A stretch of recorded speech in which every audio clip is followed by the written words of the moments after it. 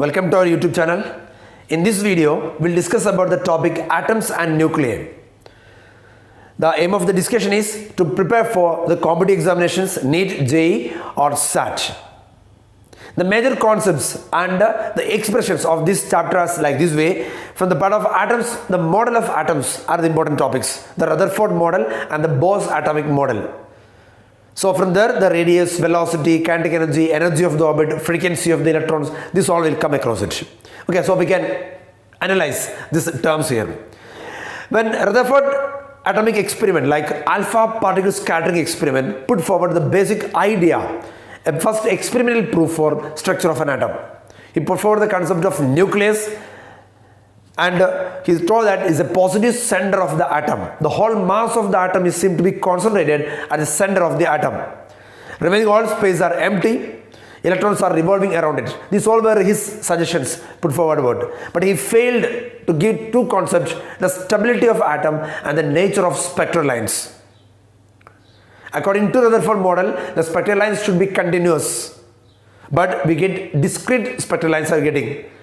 And if electrons are simply revolving around the nucleus, there may lose energy and it may lead to the collapse of atom. That means stability of atom will be in problem. So these two failures was there, hence the Bohr's model came up.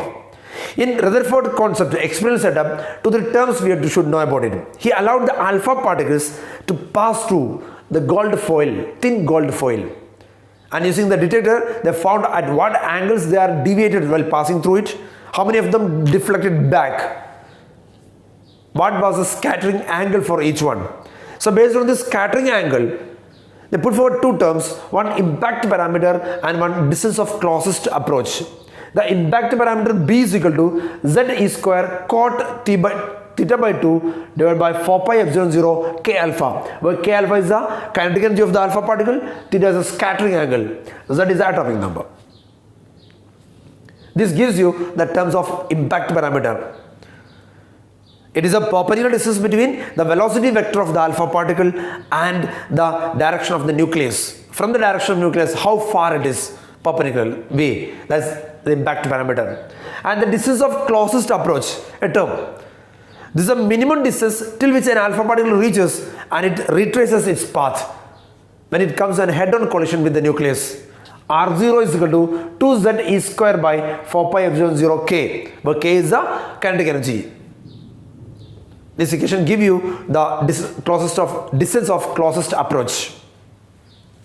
Now, the number of alpha particles scattered, n theta is equal to Nt z square e power 4 divided by 8 pi epsilon 0 square r square k square sine power 4 theta by 2. This gives you how many alpha particles are scattered at a particular direction. So this concept was given by Rutherford ideas. In Rutherford model, there were two failures was there, limitation was there. According to his model, he told that the electrons are revolving around the nucleus in circular paths.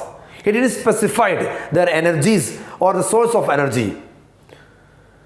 But the time itself, if you observe the nature of spectral lines which are emitted by the electrons, revolving electrons in the form of radiations, it is found that we are getting discrete lines only, not a continuous spectrum. According to his model, it should be continuous. That is a failure. And another one, if the electrons are lose the energy while revolving around it, so they are accelerated. So after losing the energy, they may collapse towards the nucleus. That causes the stability of atom. So in these two aspects, stability of atom and nature of the spectral lines, Rutherford failed. To overcome these shortcomings, Niels Bohr came up with Bohr's theory. He put forward three postulates mainly. First postulate is the same, what are the findings of Rutherford he accepted. Nucleus is the center of atom. Electrons are revolving around the atoms, around the nucleus in a fixed energy levels called orbit. So he put forward a term fixed energy levels. While electrons are revolving around the nucleus, there is no loss or gain of energy in a one particular shell. They are called orbits. When they change the shell either by absorbing energy to a higher level or by releasing energy to a lower level. Only at that time they emit energies. Otherwise there is no emission or absorption of energy. So he fixed the concept of orbit. And electrons are not found everywhere like this. There are some specified levels only. They put forward the angular momentum of electrons. L is equal to nh by 2 pi. The whole number multiple of h by 2 pi always. Not everywhere. So first orbit, second orbit, third orbit. What is this angular momentum? That corresponding electrons only will be found there. And electrons emit energy in the form of radiation only when they jump from a higher level to lower level. That frequency of radiation nu is equal to difference in energy E2 minus E1 divided by h. H is the Planck's constant. So by using this equation you can get the frequency of radiation emitted. And energy emitted h nu is equal to E2 minus E1. The difference in energy levels, the orbital levels, will be equal to the energy of the radiation emitted. And similarly, while absorbing this much radiation energy, it will jump to a higher level. So excitation or de-excitation happens, then only either absorption or emission of radiation takes place. So there comes the correction of spectral line's nature. Therefore, we are not able to explain the discrete nature. So here it is discrete only. In a particular level jumping only, de-excitation only, spectral lines are obtained. Not everywhere. So it's not continuous. Also clear here. Now, based on this Bohr's theory, we can calculate what is the radius, what is the velocity, what is the frequency, and what is total energy of electrons in nth orbit. In general case also, or basically on hydrogen atom also.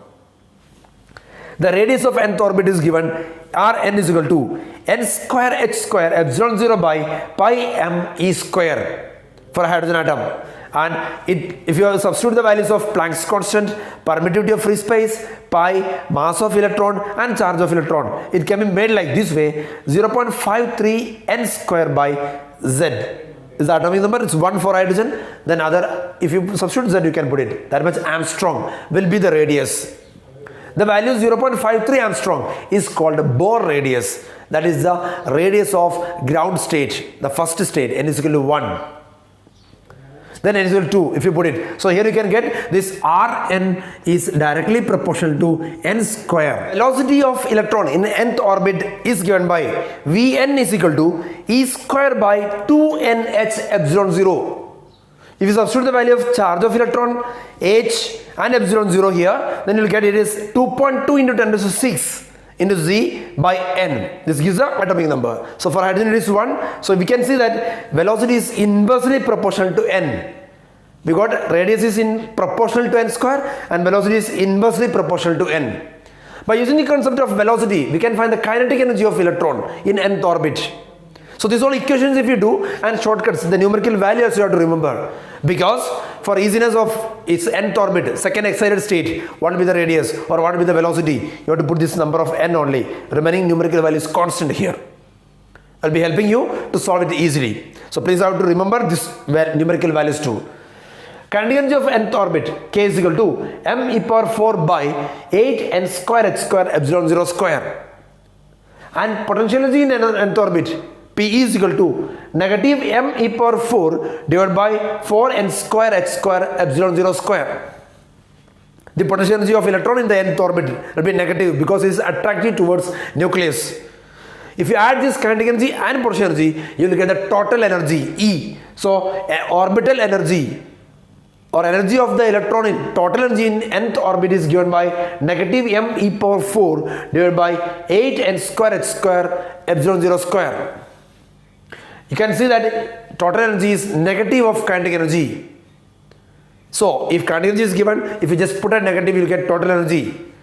And from total energy, if you subtract kinetic energy, you will get potential energy. So if you do this way, you can get this potential energy is equal to negative of 2 ke, you can get it.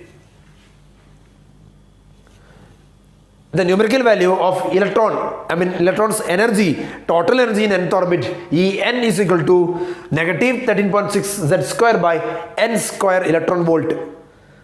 So for hydrogen atom will be negative 13.6 by n square because that is equal to 1. N is the number of orbit, first, second, third, like that. So it is inversely proportional to n square. So as it goes up, energy increases because it's a negative term. I hope you got this concept. So based on this both theories, we can get angular momentum, the frequency of the radiation emitted, radius, velocity, kinetic energy, potential energy and total energy, and frequency of electrons. So we can find out this one. Frequency nu is equal to m e power 4 divided by 4 epsilon 0 square n cube h cube. Frequency is inversely proportional to cube of n. Its numerical value is 6.62 into 10 raised to 15 z square by n cube. So it is inversely proportional to n cube. This numerical value also, please keep in mind. Now, Bohr says that the spectral lines we are obtaining, emission spectral lines we obtain whenever these electrons de-excite from a higher level to lower level. Based on that, we have some spectral lines like Lyman, Balmer, Paston, Brackett and Fund series. In each one is corresponding to particular de-excitation. From any higher level, if electron jump to first level, ground state, we get Lyman series. And its wavelength in general form is given by 1 by lambda is equal to r into z square into 1 by nf square minus 1 by ni square, where this r is called a Rydberg constant, nf is the final nth level, final orbit level, and ni is the initial level from where it's jumping. Value of r is given by 1.097 into 10 raised to 7 per meter, Rydberg constant. So if nf is equal to 1, that is, to the first ground state from any higher level, if an electron de-excites to first level, the wavelength, that spectral lines is called a Lyman series. The number of spectral lines in Lyman series we can get, suppose any higher level is jumping, then n is equal to n into n minus 1 by 2, n is the nth orbit. Number of how many total spectral lines we can get it. Now, in this equation, for this can be used for any level, okay? 2, 3, 4. Suppose n is equal to 5. Electron can de-exciting from n is equal to 5. How many number of spectral lines can be done? 5 into 5 minus 1 by 2. So 10 lines you can get it. So like that way, n in n minus 1 by 2, you can use this equation to find number of spectral lines possible. Now to specific, if you say Balmer series, if any higher level, if electron jump to second level, n is equal to 2, nf is equal to 2 you put, and then ni is 3, 4, 5, 6, etc. like that. Higher level to lower level. Balmer series will get. Like that, nf is equal to 3, Paston series you get, Brackett series you get, n is equal to 4, and f is equal to 5, you will get Fund series. This way, different spectral lines also we can get. So these concepts give a clear idea about Bohr's model. I hope you got this concept. In the case of nucleus, we have to do some idea. What is the size of a nucleus first of all? The radius of nucleus is given by r is equal to r0 into a power 1 by 3. A is the mass number, power 1 by 3, the cube root of the mass number. And nuclear density, rho is given by nuclear mass by volume of nucleus. It does not depend upon the mass number, the nuclear density, that's a fact. It is given by 3 mp by 4 pi r0 cube. This r0 is a constant, is equal to 1.01 into 10 raised to minus 15 meters, the value of r0. So here nuclear radius and nuclear density you can get it in this concept. Now the term binding energy. How do these nucleons, that means the protons and neutrons, the constituents of the nucleus, are bound together? Is with an energy called binding energy, and that energy arises due to mass defect of the nucleons. It was put forward the concept by Einstein, is energy mass relation E is equal to mc squared. From there we get binding energy EB is equal to delta mc square, where delta m is a mass defect. This mass defect is nothing but the difference in total mass of the nucleons. Means separately you add up the masses of protons and neutrons together, and the individual nucleus mass Mn, their difference. So mass of the nucleons and mass of the nucleus, that difference gives you the mass defect.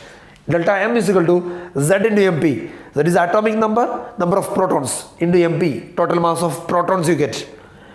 A minus Z into Mn. A minus Z gives you the number of neutrons total into Mn mass of neutron. So total mass of the nucleons minus mass of the nucleus Mn gives you the mass defect. There is some mass defect always. That mass defect is converted to as binding energy. That energy is used to bound the nucleons together. That's given by Einstein's equation, E is equal to delta mc squared. So mass of the proton or neutrons may be given in atomic mass units. If so, then one atomic mass unit to convert to electron volt, you can use this technique, 931 mega electron volt. So the final equation answers can be sometime in electron volt or joules. So this concept you can use it. One term, packing fraction. The nucleus related to this one. The excess mass by mass number. Total mass minus A by A gives you the terms packing fraction. So the size and the structure of the nucleus comes under these ideas. Now the nucleons are bound together. Among them there is nuclear force is there. A term, there is no to calculate how much nuclear forces are there, but it's a very short range, and the nuclear force is the strongest force in the nature. That force is between proton and proton, it can be between proton and neutron, it can be, and between neutron and neutron also. That means this, irrespective of the charges, the nuclear force is attractive. So it is charge independent. The characteristics of the nuclear force I am saying about. So nuclear force is the strongest, is a very short range. Inside the nucleus only, two protons can attract. Outside it become repulsion. So the potential energy of these protons inside the nucleus will be negative. They are attracting together. Now the outside the nucleus, they become repulsion. So nuclear forces are charge independent, they are spin independent, and they are very short range force, and the strongest attractive is always. That concept also you have to keep in mind. Then nuclear size, radius we can get it. R is it depends directly proportional to cube root of the mass number A. Okay. So these are the idea about the nucleus. Now one term, radioactivity. Some of the heavier atoms, heavier nucleus, they used to send the radiations naturally to attain stability. If the proton-neutron ratio is not in an order, then they start to emit the radiation. They have to emit these particles to attain stability by decreasing the mass number. That process naturally occurs is called radioactivity. So suppose one sample of plutonium you keep it, uranium you keep it. Almost all the isotopes, carbon-14 isotopes are radioactive. So they are unstable. To attain stability, they emit the particles in the form of radiation. So they reduce the mass number and they become stable. This radioactivity law of radioactive decay says that the rate of disintegration or rate of decay, that means the number of nucleons undergoing decaying per second, dN by dt, is proportional to total number of nucleons present at the time. So total number of nuclei, I am putting n. So dN by dt is equal to negative lambda n. This negative shows as the time increases, the total number decreases. And lambda is called decay constant or disintegration constant. Here, if you rearrange this equation, you can get n.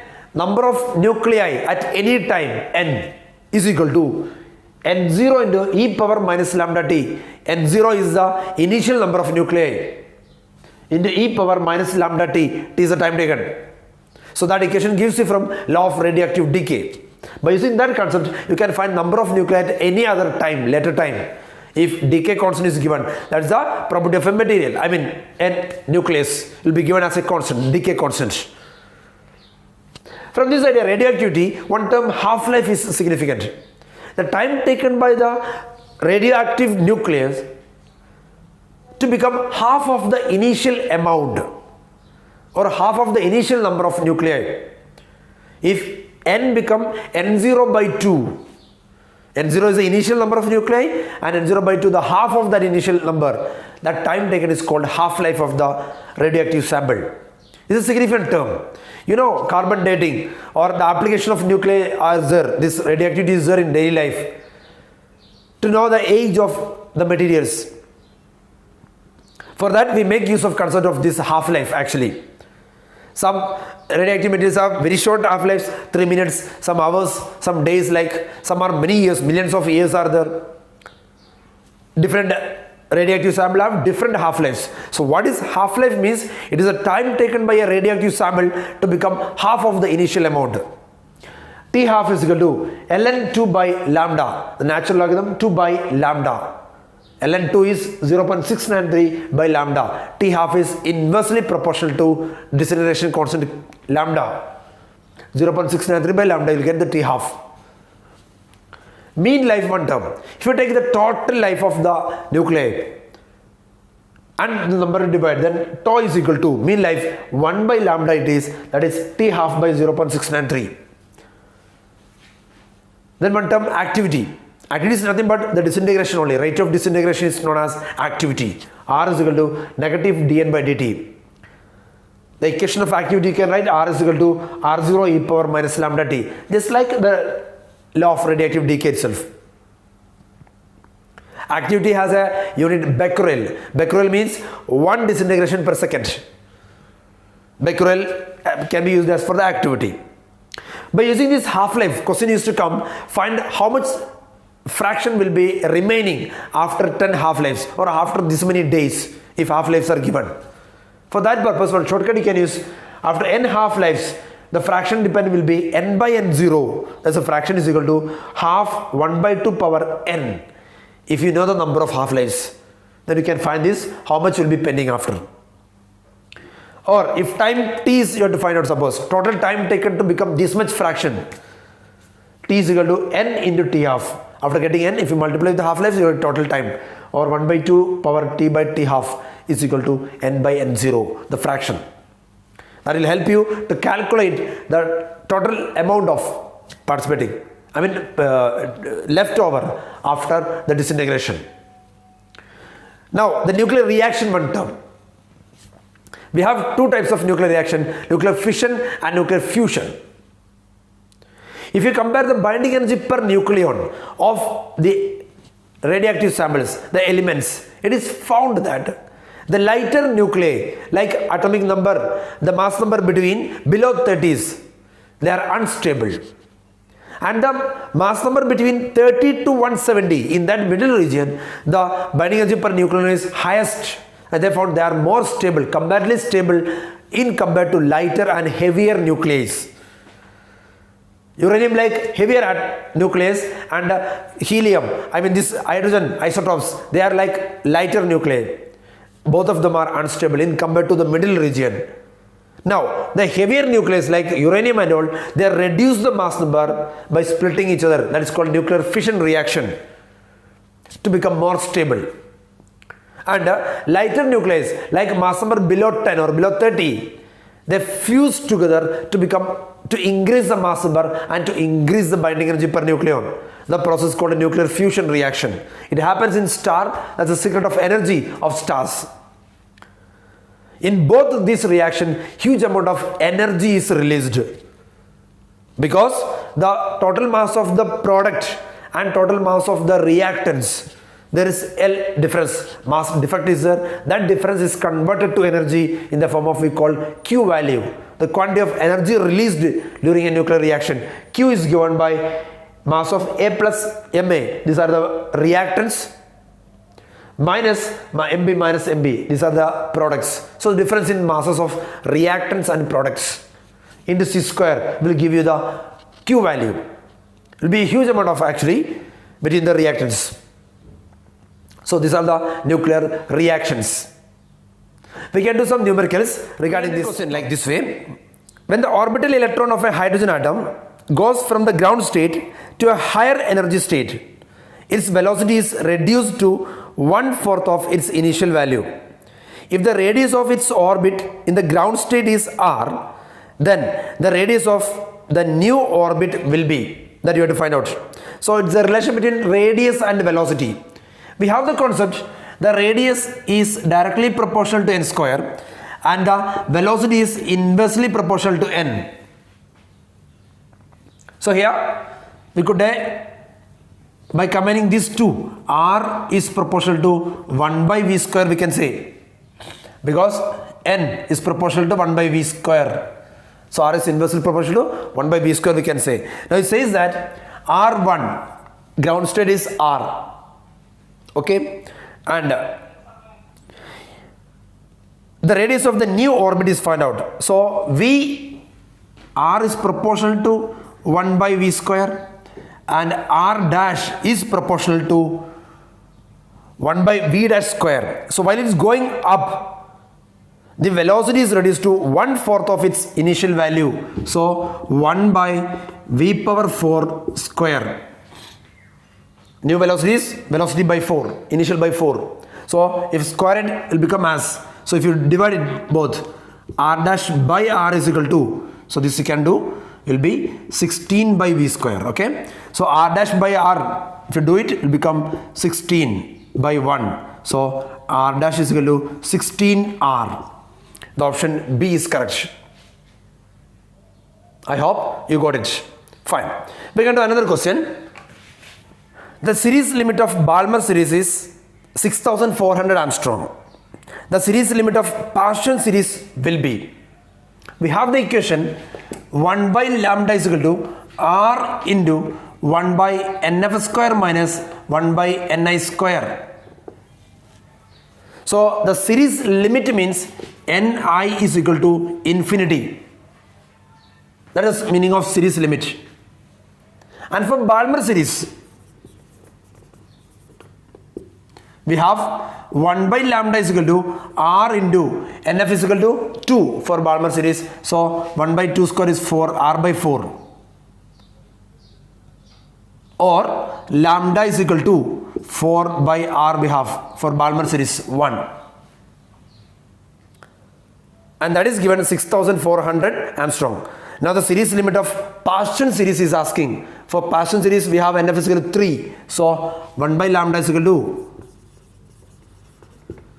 lambda will be 9 by r. Lambda dash I am putting. So lambda dash actually we have to find out. So either you can divide, or for r you put 4 by lambda. So this will be equal to, lambda dash is equal to 9 by r is, from this equation you are getting r is equal to 4 by lambda. This lambda is given in the first case. So r is substituted here, 4 by lambda. So into lambda will come. Lambda is nothing but 6400. So 9 by 4 into 6400. That much Armstrong. Option B is the answer. If you multiply, you look at it as, that is the answer for this one. If you cut short and do it. I hope you got this concept. So series limit means you put initial is equal to infinity. From infinity jumping out as a series limit. Okay. So comparison method will help you to solve this one. We can do one more question. The question is like this way. The correct formula for the wave number nu bar when electron jumps from quantum number p to quantum number n is, so nu bar is equal to 1 by lambda. That's called actually the wave number. It's equal to r into 1 by nf square minus 1 by ni square. So here it jumped from quantum number p to quantum number n. So here ni is p and nf is n. So option is B. Nu bar is equal to r into 1 by n square minus 1 by p square. It's a direct question. So like these questions you can expect from these units. Then remaining worksheets will be connected, linked with the description link. So you will be able to follow this one. And the live session also will be discussing this concept. Thank you for watching. Please go through these concepts clearly and prepare your best. Bright Education Center, Medical and Engineering Entrance Coaching Center, Hilal area, Doha, Qatar. For further enquiries, contact 306000679.